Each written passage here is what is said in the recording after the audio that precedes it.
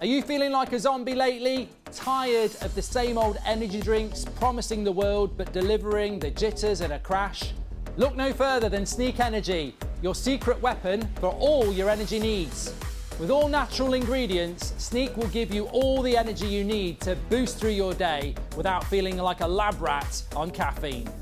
Don't believe us? Try it yourself and see what a difference it can make to your routine. So what are you waiting for? Hit the link in the description and pick up your Sneak Starter Pack today. Now enjoy the clip. I suppose the most relevant news which is coming out this morning, and it's coming out in relation to David De Gea. So David De Gea recognises that he must take a salary reduction to stay at Manchester United, but feels that his performances this season still rank him as one of Ten Hag's most important players, and remuneration should follow accordingly. During the season, Ten Hag has come to appreciate David De Gea's worth and is happy for him to be his goalkeeper for future years. The sense is that he feels other positions require strengthening first, specifically centre forward. This is all coming in via Laurie Whitwell.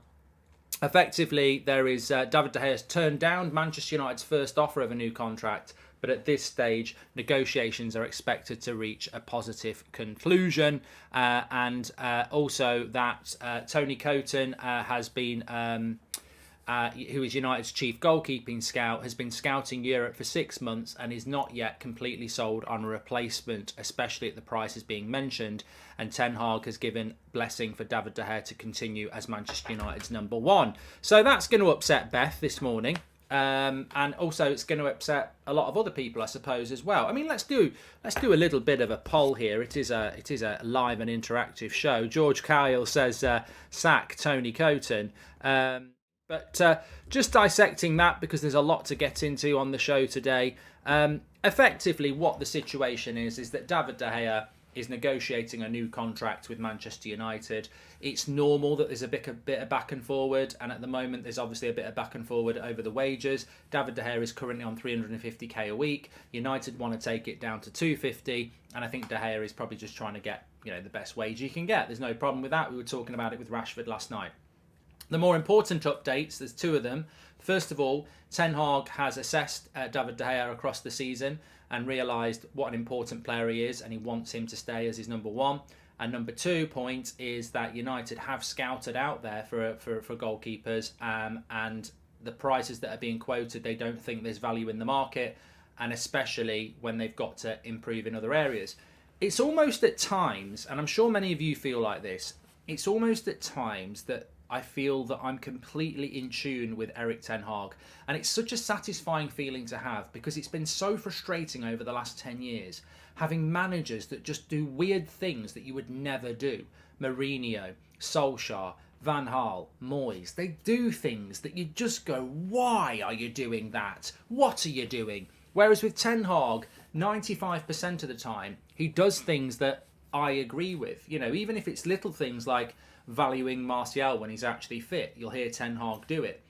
And I completely agree with him about David De Gea. I said this at the start of the season. There was this debate about whether De Gea is good enough to be Manchester United's number one, and it's raged all season.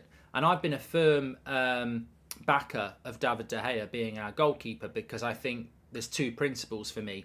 You don't fix what's not broke. And also, I think that being a Man United goalkeeper ain't easy, and he's got the experience to do it. So, but I said at the start of the season, it will be up to David De Gea, and it'll be up to Erik Ten Hag primarily to assess this season and see if he needs to change the goalkeeper, because a goalkeeper is a very important position, especially in the Ten Hag system. He's obviously looked at it and gone, I'm more than happy with what the job David De Gea does. He's made some amazing saves this season. And I suppose that what goes in tandem with that is that to replace David De Gea could cost you next season.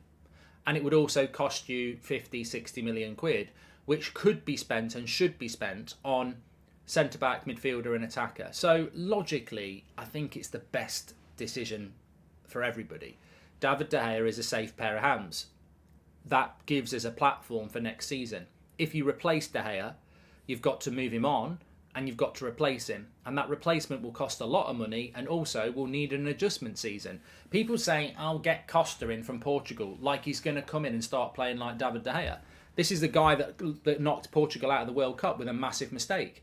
He will probably make mistakes at United. In 2 years, he might be, or in a year, he might be a good goalkeeper, but I don't think he will be next season. So I think it's the right decision for United.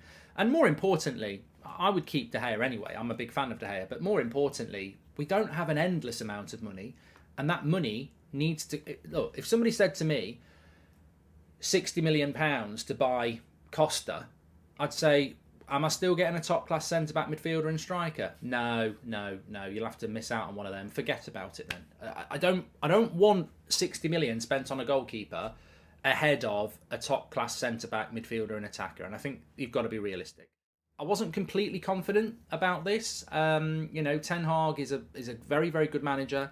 And he may well have said, above everything, I want to get a ball-playing goalkeeper. He might have done that, but I think he's made the right decision, and I'm happy with it. One thing I looked forward to when the Glazers are gone is constantly hearing that there is no value in the market, says PQ. Well, look, no value in the market is a word even I don't like. I really hate it, but there is no value in the market for a goalkeeper for Manchester United, and that's got nothing to do with price. There is always a limit on what you can spend. And when you're looking to spend £100 million on a striker, and you're looking to spend, between 50 and 80 on a midfielder, and maybe another 40 on a centre-back, that takes you to £200 million very quickly. And you want 60 million spent on a goalkeeper. It doesn't matter whether we've got Qatari ownership, Ineos ownership, or Glazer ownership. We can't just go and spend 260 million quid. So I think that the goalkeeping situation can certainly wait. But we do need to bring a goalkeeper in. Bulver says, do you think Scott McTominay's viewed at a top price now? Hit the like button, says...